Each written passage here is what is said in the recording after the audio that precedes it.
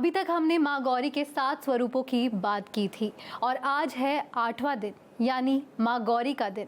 तो आज माँ गौरी के दिन किस तरीके से उनकी पूजा की जाए, क्या उनको चढ़ाया जाए, क्या अर्पण किया जाए, ये सब हम जानेंगे पंडित जी से। तो पंडित जी, आज गौरी माँ का दिन है, माँ दुर्गा का दिन है, तो ऐसे में किस तरीके से पूजा की जाए, क्या कुछ उनको अर्पण किया जाए जिससे सुख समृद्धि की प्राप्ति हो। जैसे कि माँ गौरी का जो है आज का दिन है और अष्टमी है, तो माँ गौरी की आराधना कैसे करते हैं, किस प्रकार से करते हैं, माँ गौरी का स्वरूप क्या है, इस विषय में जानकारी आपको देते हैं। जैसे कि शुरू से हमने माँ भगवती की स्तुति की है, कोई ना कोई माँ भगवती का ध्यान बोल के फिर जो है आपको बताया है कि यह स्वरूप में आपको क्या पूजन करना चाहिए, कैसे आपको भगवती की आराधना करनी चाहिए। तो सबसे पहले भगवती का ध्यान करते हैं। कालभ्राभां कटाक्षैररिकुलभयदां मौलिबद्धेन्दुरेखां शङ्खं चक्रं कृपाणं त्रिशिखमपि करै रुद्वहन्तीं त्रिनेत्रां सिंहस्कन्धादिरूढां त्रिभुवनमखिलं तेजसा पूरयन्तीं ध्याये दुर्गां जयाख्यां त्रिदश परिवृतां सेवितां सिद्धकामयी सेवितां सिद्धकामयी। जैसा कि स्फूर्ति जी आपने पूछा कि माँ गौरी का जो 8वां दिन है वो माँ गौरी की आराधना कैसे करनी चाहिए, तो देखिए माँ गौरी का जो 8वां दिन है इनको बिल्कुल शुभ्र यानी ये बिल्कुल सफ़ेद गौर वर्ण की है और हर चीज़ इनकी जो है गौर है यानी श्वेत है। इनकी जो उपमा दी गई है शंख, चंद्र मतलब चंद्रमा, और जो आपके कुंद के फूल होते हैं गुड़हर के फूल जैसे सफ़ेद होते हैं, इस प्रकार की भव्य सफ़ेद की उपमा दी गई है। और कहा गया है कि 8 वर्षाद भवेद गौरी, गौरी की जो आयु बताई गई है वो 8 वर्ष की बताई गई है। 8 वर्षाद भवेद गौरी। तो आज के दिन जो अष्टमी हैं वो 8 वर्ष की रहती हैं। और इसके साथ साथ उनके विषय में ये भी आपको हम बता दें कि उनने भगवान शिव को प्राप्ति के लिए क्या तपस्या की और कितनी कठोर तपस्या की। जैसे उनका वाहन भी श्वेत है, वृषभ उनका वाहन है। माँ गौरी ने भगवान शिव को प्राप्ति के लिए बड़ी कठोर तपस्या की और इतनी अत्यधिक तपस्या की कि उनने अपने हृदय में यह जो है प्रतिज्ञा कर ली थी। जैसा कि नारद पंचतंत्र में लिखा है कि व्रियेहम वरदम शंभो, व्रियेहम वरदम शंभो नान्यम देव महेश्वरात्। यह नारद पंचतंत्र में है कि मैं यदि पति के रूप में वर्ण करूंगी तो भगवान शिव का ही करूंगी, उनके अलावा और किसी का नहीं करूंगी। व्रियेहम वरदम शंभो नान्यम देव महेश्वरात्। और इसी उसमें गोस्वामी तुलसीदास जी लिखते हैं कि माँ गौरी की क्या प्रतिज्ञा थी कि जन्म कोटि लगी रगर हमारी रहूं, जन्म कोटि लगी रगर हमारी वरहूं शंभु न तरहूं कुंवारी। मेरी चाहे कितने कोटि जन्म बीत जाएं, यदि मैं वर्ण करूंगी और पति के रूप में प्राप्त करूंगी तो मैं शंभु को करूंगी, भगवान शिव को करूंगी, उनके सिवाय और किसी को नहीं करूंगी। ऐसा गोस्वामी तुलसीदास जी लिखते हैं। तो जब माँ गौरी ने कठोर तपस्या की और इतनी अत्यधिक कई हजार वर्षों तक उनने तपस्या की, तब उनके शरीर की जो स्थिति थी, उनका शरीर कृशकाय हो गया, पूरी तरह से काला हो गया था। और उनकी कठोर तपस्या से जब भगवान शिव प्रसन्न हुए तो उनके शरीर को जो है गंगा जल से उनने मल के और रगड़ के जब धुला तो उनकी शरीर की कांति बिल्कुल शुभ्र निकल गई, बिल्कुल गौर निकल गई। इसलिए उनका एक नाम पड़ा गौरा। जो गौरा शब्द कहते हैं वो उसी से नाम पड़ा उनका गौरा। जब उनने माँ भगवान शिव ने माँ का बहुत अच्छे से गंगा जल से शरीर को धुला और शरीर को मला तो पूरी तरह से उनका कलर जो कृश था, काला था, वो पूरा साफ हो गया। तो उनका नाम उनका जो दूसरा नाम पड़ा वो गौरा पड़ा, गौरा नाम से वो जानी जाती। तो कहने का तात्पर्य कि अष्टमी का जो दिन होता है वो माँ गौरी का होता है और अष्टमी तिथि विशेष होती है। अष्टमी तिथि क्या विशेष होती है? अष्टमी सिद्धदात्री चा, अष्टमी के दिन जो भक्त गौरी की उपासना करता है उसको सिद्धि की प्राप्ति होती है। अर्थात अष्टमी के दिन का हवन भी प्रधान होता है, अष्टमी के दिन का कुंवारी कन्या पूजन भी प्रधान होता है, अष्टमी के दिन का यदि व्यक्ति सप्तशती का पाठ मान लीजिए शुरू दिन से नहीं कर पाया प्रतिपदा से, तो अष्टमी के दिन पाठ करे तो उसकी सभी मनोकामनाएं पूर्ण होती हैं। अष्टमी के दिन का व्रत प्रधान होता है। प्रायः आपने सुना होगा कि मैं तो आज अष्टमी का व्रत हूँ, तो अष्टमी विशेष तिथि कही गई है और उस विशेष तिथि में माँ गौरी की विशेष आराधना है, क्योंकि माँ गौरी ने भगवान शिव को प्राप्त किया था, तो इसलिए अष्टमी तिथि का अपना एक विशेष महत्व। जी पंडित जी, इसी के साथ में अष्टमी की बात है तो अष्टमी के दिन हम कन्या भी पूजन करते हैं, कन्या पूजन का महत्व है, तो इसके बारे में कुछ बताइए दर्शकों को। देखिए, ऐसा है कि कन्या पूजन जो होता है, कुमारी पूजन जो होता है, उस विषय में आपको बता दें। बड़ा बढ़िया आपने प्रश्न किया। यदि मान लीजिए व्यक्ति कोई व्रत नहीं रख पाता या कोई मान लीजिए भगवती की पूजन नहीं कर पाता, कलश स्थापना नहीं कर पाता, या वह जो है दुर्गा सप्तशती का पाठ नहीं करवा पाता, तो हर व्यक्ति की अपनी जो है कोशिश होती है कि कम से कम मैं कन्या पूजन कर लूँ, कम से कम मैं कुमारी पूजन कर लूँ। तो उस व्यक्ति की जो है यह अपनी इच्छा होती है कि मैं कन्या पूजन कर लूँ, कुमारी पूजन कर लूँ। तो कन्या कुमारी पूजन के लिए सबसे पहले स्फूर्ति जी बता दें कि कन्या किस तरह की होनी चाहिए, कन्या की आयु क्या होनी चाहिए और कन्या संख्या में कितनी होनी चाहिए। तो देखिए, कुमारी पूजन करने के लिए एक तो संख्या विषम हो, जैसे 1, 3, 5 ऐसे करके विषम संख्या में कन्या का जो है भोजन कराना चाहिए।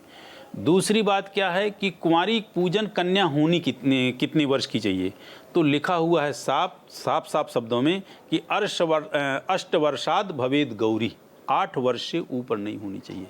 8 वर्ष तक की कन्या को आप खिला सकते हैं और 2-3 वर्ष से बड़ी होनी चाहिए ताकि वो कुछ खा सके। ऐसा नहीं कि मान लो कुछ खा ही भी ना पाए और आप कन्या को ले आए हो। तो 8 वर्ष से नीचे होनी चाहिए, 2 वर्ष से ऊपर होनी चाहिए।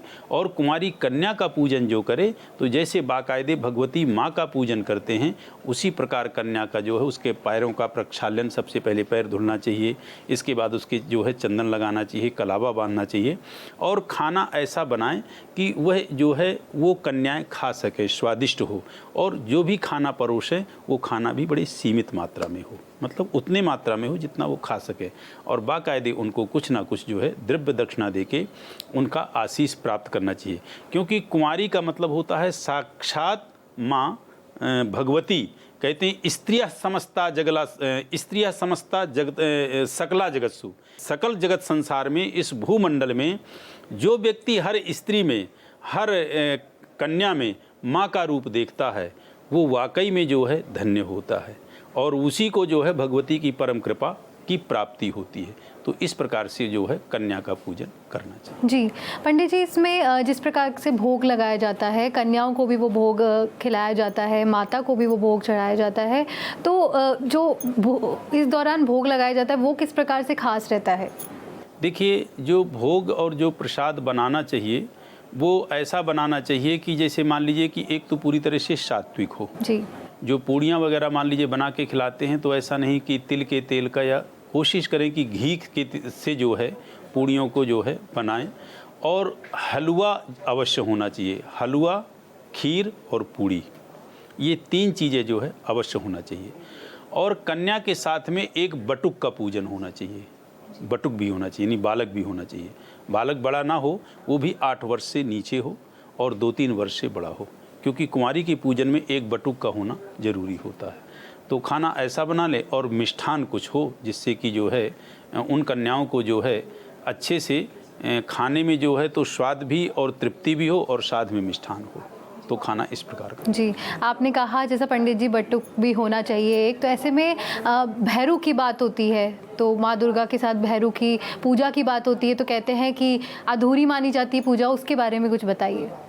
नहीं, जो बटुक का रूप हो गया वो बटुक जो है भैरव का ही रूप एक तरह से कहते हैं, तो बटुक जो है तो होना चाहिए। और भैरव की पूजा जैसे वैसे पूजन में कहें तो वैसे तो भैरव का पूजन होता ही है, और बगैर भैरव पहले भगवती का पूजन होता है, भगवती के पूजन के बाद भैरव का पूजन होता है, और बगैर भैरव के पूजन के जो है माँ भगवती का पूजन अधूरा माना जाता है।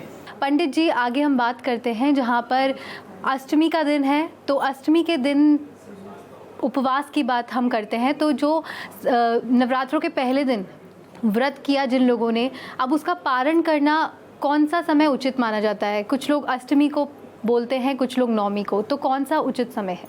बड़ा बढ़िया प्रश्न किया स्फूर्ति जी आपने।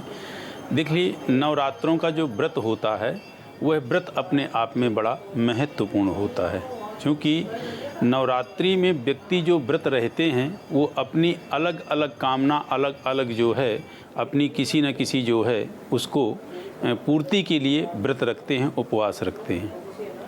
पहली बात तो आपको बता दें कि जो अष्टमी का व्रत मात्र रखते हैं वो पारण जो है अष्टमी को नहीं नवमी को कर सकते हैं, लेकिन जो शुरू से व्रत रहे हैं यानी प्रतिपदा से पहले दिन से, तो और नवरात्रि का पूरा उनको व्रत रहना है, तो नवरात्रि जब पूरी होती हैं तभी जो है व्रत पूर्ण माना जाता। अर्थात 9 तिथियां जब पूरी हो जाएं तो उनको पारण दशमी को करना चाहिए।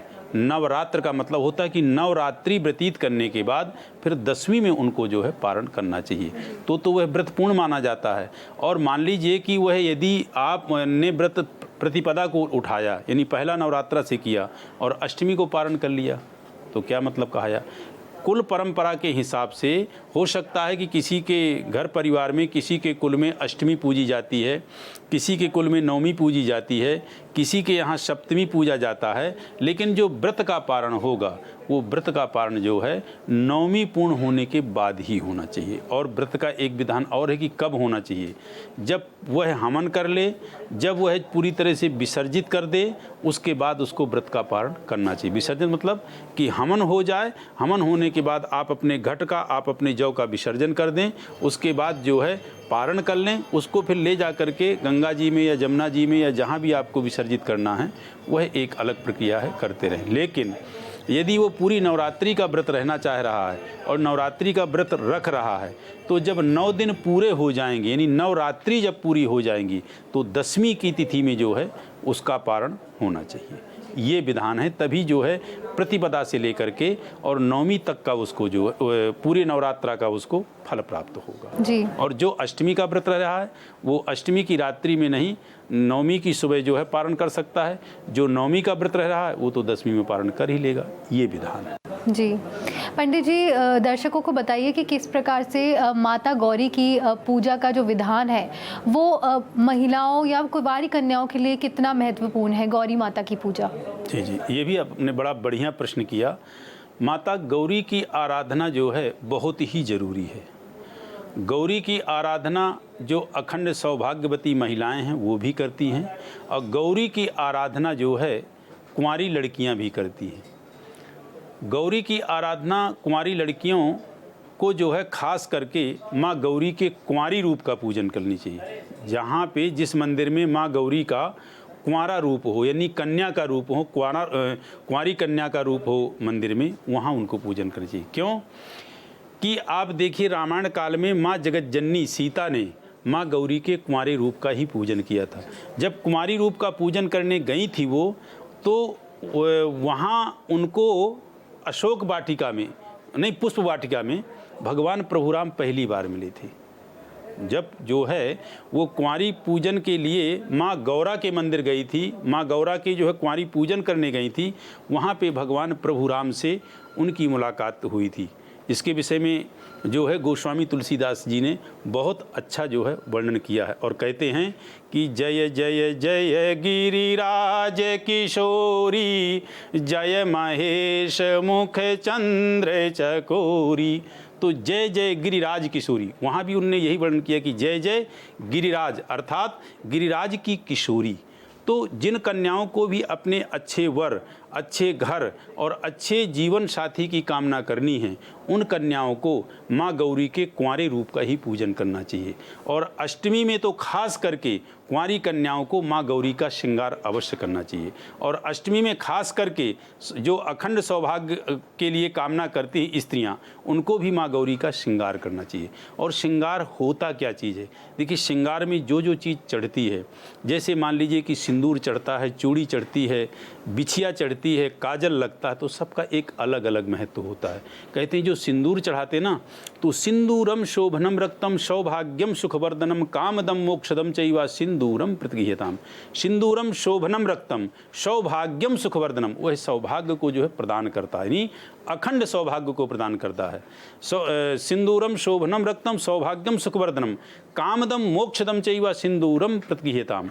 और वह सिंदूर जो गृहिणी अपने पति के नाम का भरती है, उसका पति सदैव निरोग, स्वस्थ और दीर्घायु को प्राप्त होता है। काजल का माँ भगवती का जो श्रृंगार करते हैं, उससे हर प्रकार की जो आपकी जो है नज़र दोष है, किसी प्रकार की भी यदि आपके परिवार को अला बला या नज़र आदि का दोष लगता है, तो वह दोष जो है नष्ट होता है।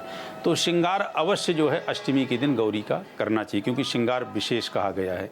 गौरी ही वो माँ हैं जो परम आशीष देती हैं, चाहे वो कन्या रूप में उनका जो है आप पूजन करो, और चाहे उनका जो है शक्ति के रूप में किसी भी रूप में आप पूजन करो, माँ गौरी विशेष आपको आशीष प्रदान करती हैं। माँ गौरी का सौभाग्यवती स्त्रियाँ और जो कन्या कुमारी हैं, उन दोनों को जो है करना चाहिए, उन दोनों को जो है माँ गौरी का आशीष प्राप्त करना चाहिए। तो इसलिए जो अष्टमी तिथि है, अष्टमी तिथि अपने आप में बड़ी विशिष्ट है, और अष्टमी तिथि को हर व्यक्ति को, चाहे वो स्त्री हो, चाहे पुरुष हो, चाहे वो कोई पढ़ने वाला कॉम्पिटिटिव एग्ज़ाम में विद्यार्थी हो, कोई भी हो, यदि अष्टमी तिथि को यदि वो व्रत रखता है, अष्टमी तिथि को माँ गौरी का आशीष प्राप्त करता है, तो निश्चित रूप से उसके जीवन में हर वह चीज़ प्राप्त होती है जिसके लिए वह कामना करता है, जिसके लिए वो प्रार्थना करता है, उसको वह प्राप्त होती है। अष्टमी तिथि खास करके माँ गौरी की आराधना के लिए कुंवारी जो उनकी तस्वीर होती है, उस कुंवारी तस्वीर का ही कुंवारी कन्या पूजन करें तो विशेष फल की प्राप्ति होती है। प्रायः शादी में जब जो है श्रृंगार दिया जाता है वर पक्ष की तरफ से कन्या पक्ष को, तो कन्या एक बार उस टाइम पे पूरा अपना श्रृंगार धारण करके माँ गौरी को जा कर के जो है उस श्रृंगार को जो है दिखाती हैं, और माँ गौरी से आशीष मांगती हैं कि हे माँ गौरी, जैसे आप अखंड सौभाग्यवती हो, इसी तरह यह मेरा भी सौभाग्य अखंड रहे। तो कहने का तात्पर्य कि जो गौरी जी का दिन होता है वह अष्टमी तिथि को होता है। अष्टमी तिथि को माँ गौरी की आराधना, कन्या पूजन, कन्या आदि को खिलाना, हवन आदि करना, पाठ आदि करना सर्वोपरि जो है विशिष्ट माना जाता है। तो जैसा कि हमने आज जाना कि किस प्रकार से माँ दुर्गा की पूजा की जाए, माँ गौरी का दिन आज अष्टमी किस तरीके से आज पूजा की जाए, कन्या पूजन किस प्रकार किया जाए, ये सब हमने जाना। मंगला गौरी के बारे में भी हमने जाना कि किस प्रकार से कंवारी कन्याएं इसका पाठ करें ताकि उनको अच्छे वर की प्राप्ति हो। तो बहुत बहुत धन्यवाद आपका पंडित जी, तमाम जानकारी हमसे साझा करने के लिए। तो इसी के साथ भारत एक्सप्रेस की खास पेशकश माँ में फ़िलहाल के लिए इतना ही। मुझे दीजिए इजाज़त। नमस्कार।